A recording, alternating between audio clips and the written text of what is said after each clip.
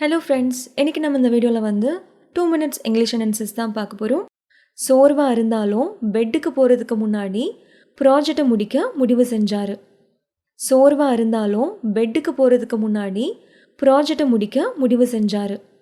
Even though he was tired, he decided to finish the project before going to bed.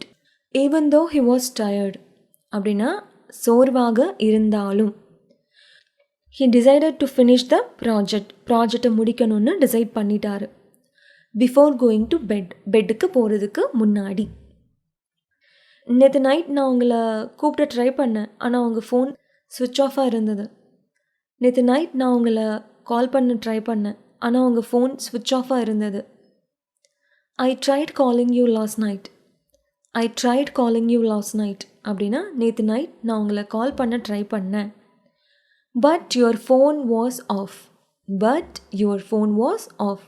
ஆனால் உங்கள் phone ஆஃபாக இருந்தது, ஸ்விட்ச் ஆஃபாக இருந்தது அப்படின்னு சொல்கிறது. I tried calling you last night, but your phone was off.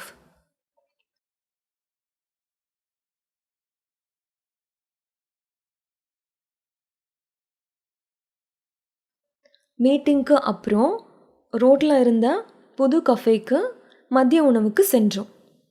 After the meeting அப்படின்னா மீட்டிங்க்கு அப்புறம்.